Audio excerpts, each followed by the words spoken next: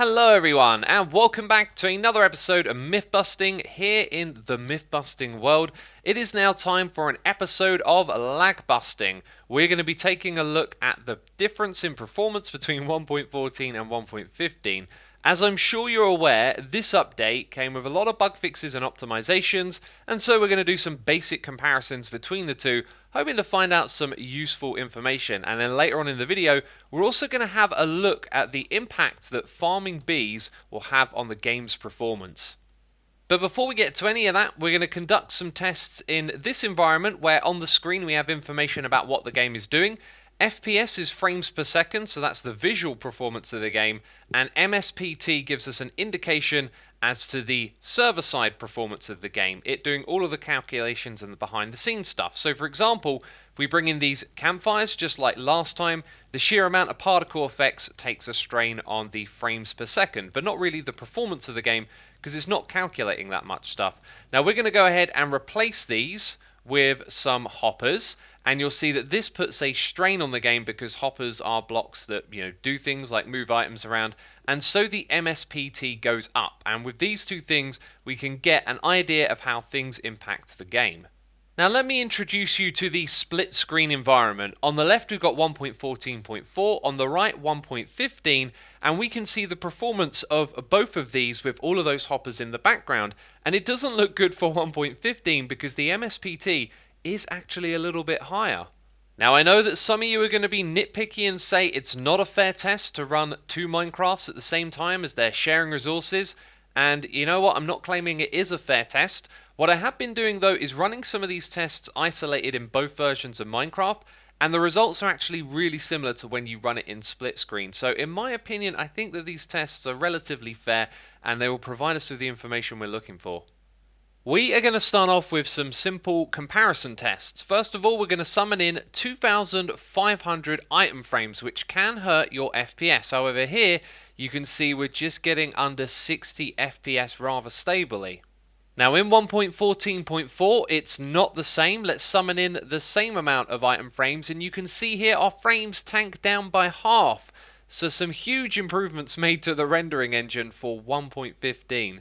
Now you may have noticed the MSPT was a little bit higher, and armor stands are known to impact the game's performance, so let's summon in 2,500 of them, and in 1.15, wow, it's brought our frames down to 20 FPS and the MSP is shot up to around 15.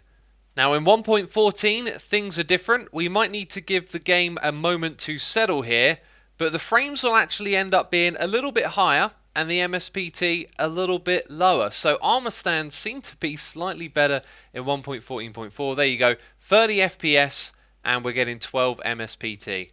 This next test is about how the game handles entities squashed into a location because they collide with one another, and that creates lots and lots of calculations once you have lots and lots of these in one space together. Also, having tons of entities will test our frames as well.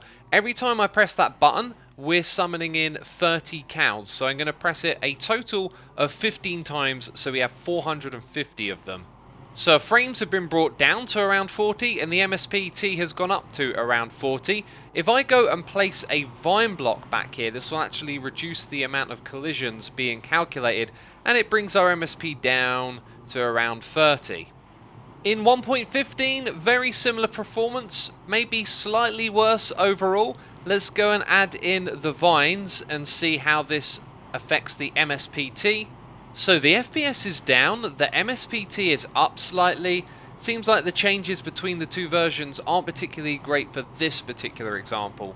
The next test is another entity, simply items. We're going to spawn in 1,000 of these stacks of Nether Stars, and you can see the frames are suffering, and also the MSPT is up to about 20.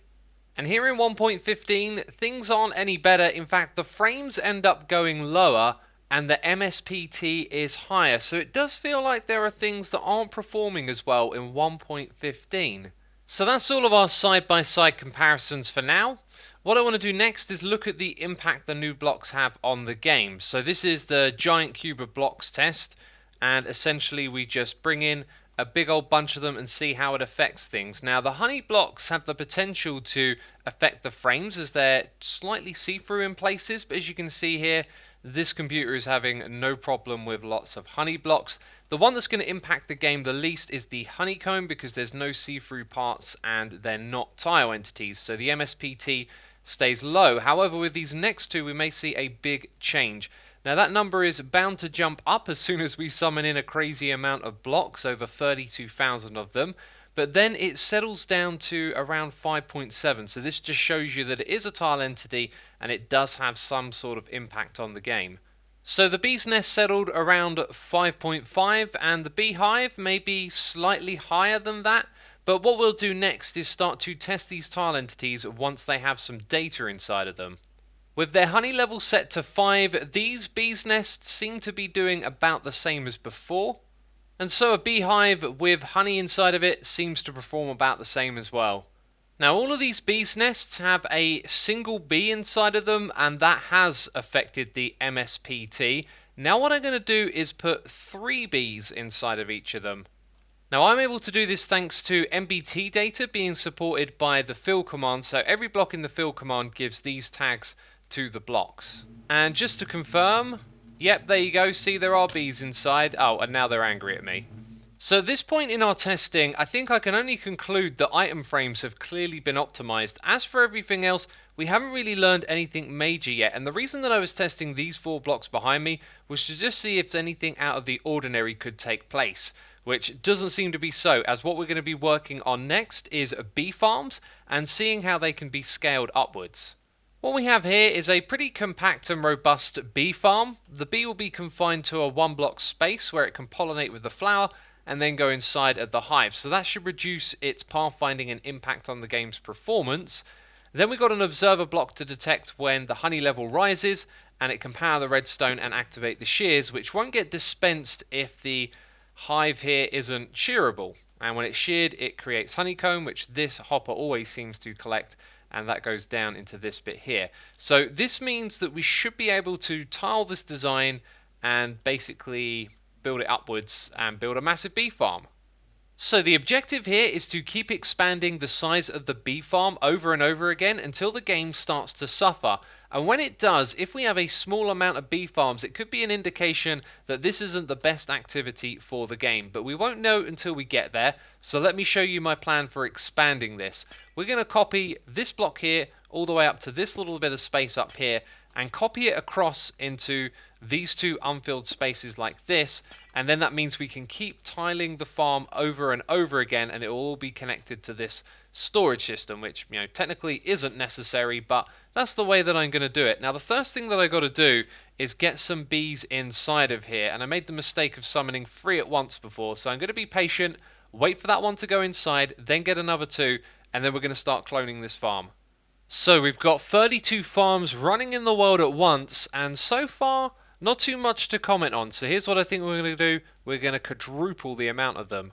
We have 128 bee farms here, and I'm certainly feeling it on my frames. When lots of bees are out at once, the MSPT does jump up a little bit, but this design does feel scalable to me. I mean, this is a lot, and it's really not having an impact on the game. Also, we are continuously collecting honeycomb here. I like the way it's just constantly flowing through this hopper. That's really good. 512 bee farms later, and the game is still doing okay. What I have noticed though is that when there are lots of bees out at the same time, the MSPT can jump up and down. However, my frames are low, and I believe this is actually because of the amount of minecart hoppers that there are. So if you built a farm on this scale, might be a good idea to use a different collection system perhaps, but otherwise this isn't really hitting the server as hard as I thought it would. And look at this, when lots of bees come out to play, unsurprisingly the MSPT goes up, but this is about the limit right here. I haven't really seen it perform worse than this. So I've heard that bee farms can cause a lot of issues for servers, and this farm right here seems okay to me. My conclusion is that they're not as bad as I've been hearing. However, I have a suspicion as to what might cause the bees to lag a server. So we're going to do another test after this one, but of course, look at this farm right here. You know what we've got to do? We have to go and find out the rates of this thing.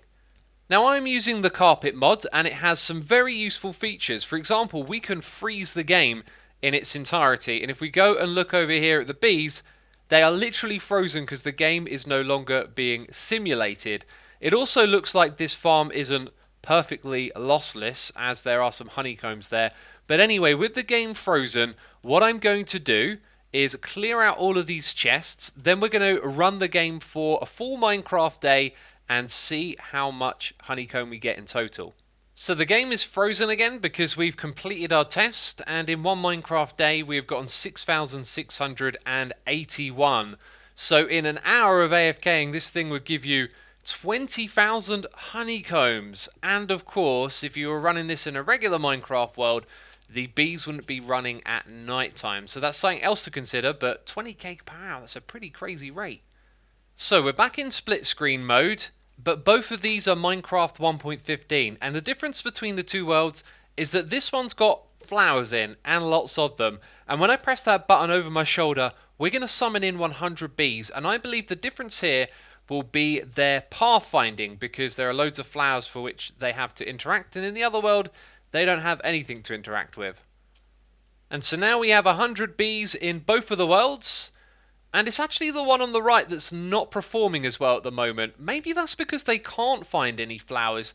You can see the other bees are all just grouping together near the flowers where they spawned. There's now 300 bees in both of these worlds, and you can see the one on the right is performing a little worse than the one on the left, but there's really not much in it. Oh god, it's like a bee mosh pit. All I want to do is press the button one more time. Let me in there. Come on. Oh. We now have 500 bees in both of these worlds, and there really isn't much of a difference between how they're performing. So, purely out of curiosity, I'm just going to go around and put in a few flowers that they're obviously going to cluster towards and see if this impacts the MSPT.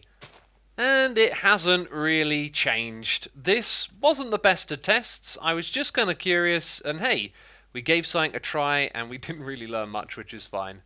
But hey, I also made some new friends in the process as well, which is always a nice thing.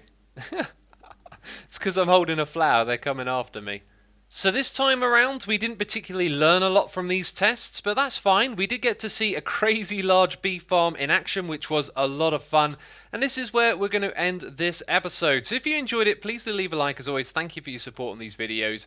And of course, in the comments down below, you can always suggest something that you want to see myth busted or a lag test, etc. I'll be reading your comments. But that's it from me this video. Thanks for watching, and I'll see you soon. Bye-bye.